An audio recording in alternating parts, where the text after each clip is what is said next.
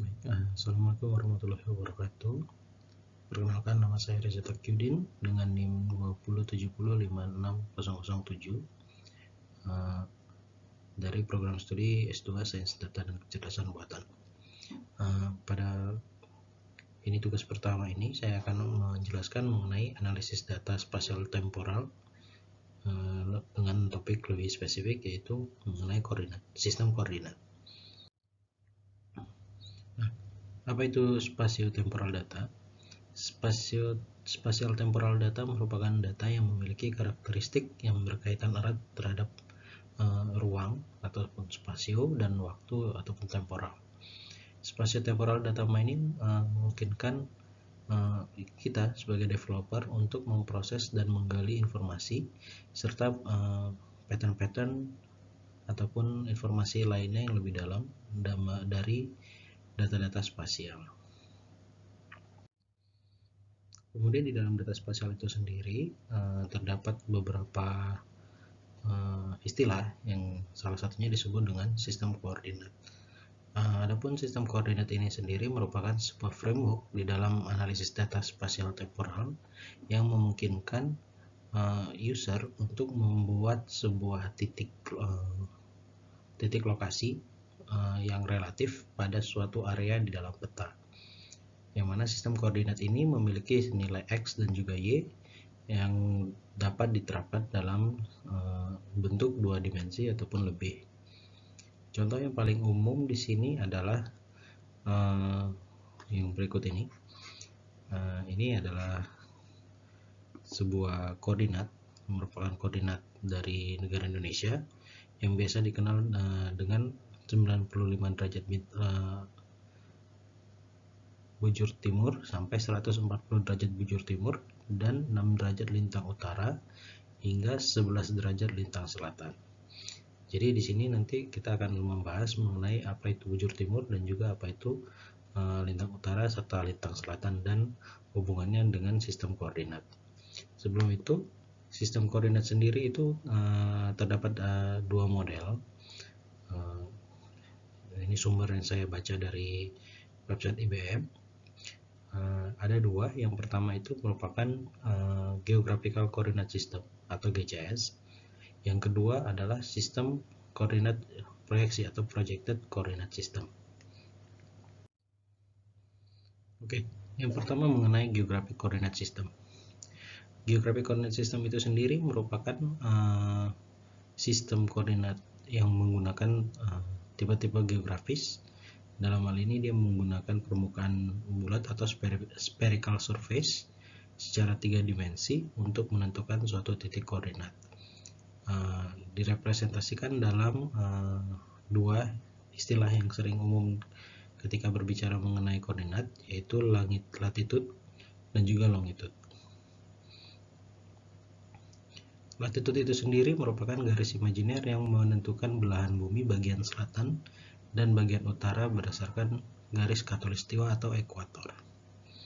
Sementara longitude itu sendiri merupakan garis imajiner yang menentukan belahan bumi bagian timur dan juga barat berdasarkan garis meridian.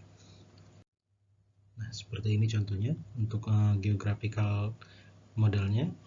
Jadi bumi itu sendiri kan terdiri dari bentuk bulat, gitu ya. Jadi di tengah di sini berdasarkan arah mata angin, di tengahnya ini ada garis ekuator. Jadi bisa dibilang kalau untuk latitude itu ini pembaginya adalah garis ekuator. Dia akan membagi bumi dari belahan utara dan juga belahan selatan. Di sini ada berdasarkan 30 derajatnya. Kemudian ini ada garis meridian. Meridian ini nanti akan membagi belahan bumi, baik itu dari sisi barat ataupun sisi timur. Ya, ini biasa disebut dengan longitude. Kemudian bentuk kedua yaitu adalah sistem koordinat proyeksi. Nah, untuk proyeksi ini sendiri merupakan sebuah model representasi bentuk bumi dalam sebuah bidang datar 2 dimensi untuk menentukan titik dari suatu objek.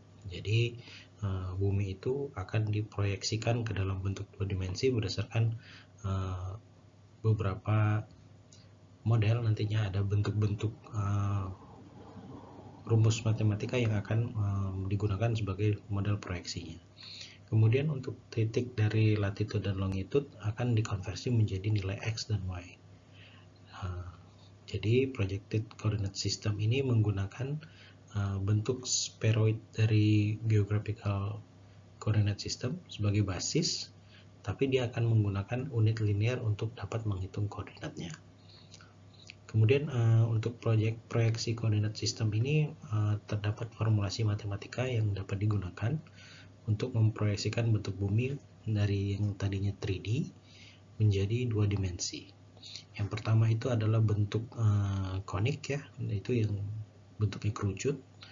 Lalu nanti ada planar surface. Nah, ini bentuknya datar, nanti dia akan permukaan bumi akan disinggungkan dengan bentuk datar ya, azimut.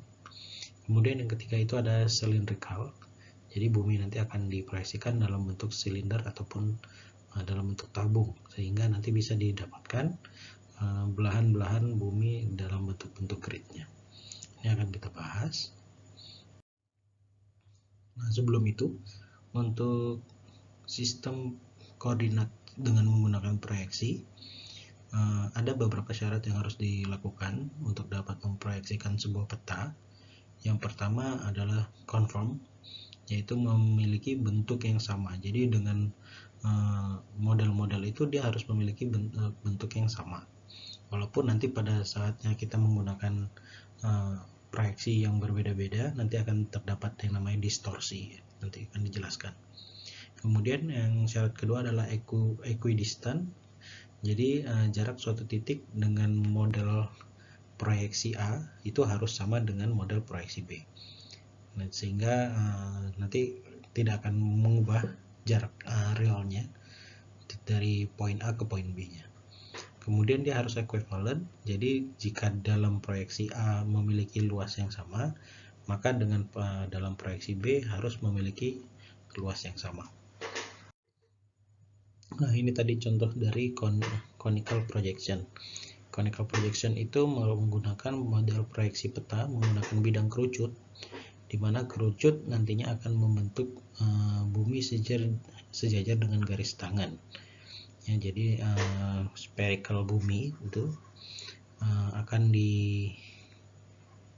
dibentuk dalam kerucut, akan dibelah dengan menggunakan bentuk kerucut sehingga hasilnya seperti ini.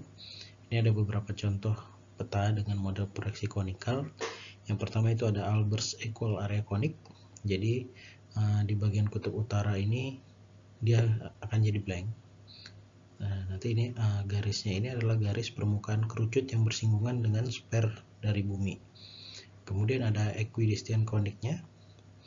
Nah, ini kerucutnya lebih simple lagi, lebih ke ujung, sehingga dapat mengcover lebih banyak luas area dibanding dengan yang Albers equal area konik ini. Kemudian yang ketiga itu Lambers conformal. Nah, ini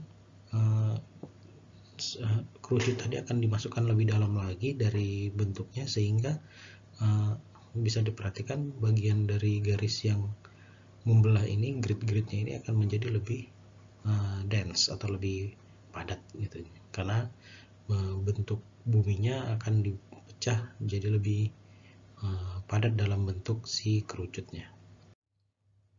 Kemudian ini ada planar object projections.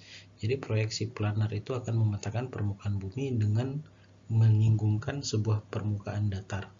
Jadi ibaratkan kalau misalkan bumi itu sphere, jadi akan dibuat dalam bentuk ada bangun datarnya. Jadi ketika bangun datar itu ditempelkan dari sisi kutub utara, maka akan menghasilkan bentuk bumi yang seperti ini.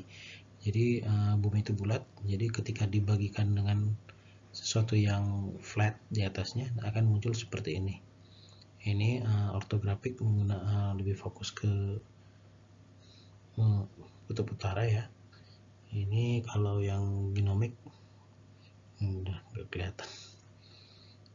Ya, jadi ini adalah bentuk-bentuk dari planar projection ya. Jadi sphere bumi itu nanti akan disinggungkan dengan bentuk flat surface. Kemudian ini ada cylindrical projection.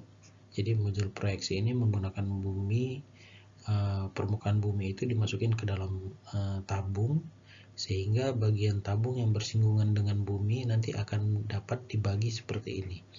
Jadi ada model pembaginya menggunakan Mercator, kemudian ada cylindrical equal area. Nah, ini mungkin yang lebih panjangnya. Nah, jadi di sini model populer yang menggunakan cylindrical projector ini banyak digunakan, merupakan salah satu model yang populer. Itu digunakan untuk Universal Transverse Mercator dan State Plane Coordinate di US. Jadi ini yang lebih familiar. Kemudian jadi dia menggunakan model proyeksi peta Robinson, Mercator, dan silindrikan dengan membagi luas seluruh area peta dalam sistem grid. Nah, ini akan muncul grid seperti ini. Nah, kemudian kalau untuk cylindrical projection ini sendiri yang paling sering dipermasalahkan itu adalah adanya distorsi antara Mercator dan silindrical seperti yang bisa kita lihat di sini.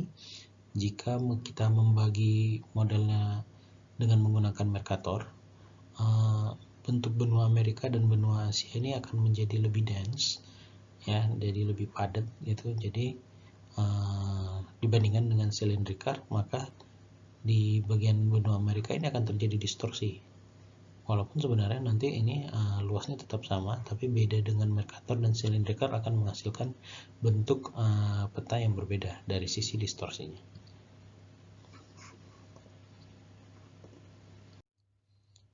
Baik, itu tadi presentasi mengenai sistem koordinat. Ada beberapa referensi yang saya gunakan di sini untuk sebagai bahan bacaan. Yang pertama dari IBM Data Spatial Topic, ada di ibm.com mengenai topik sistem koordinat. Kemudian dari tulisan dari website ArcGIS itu sendiri.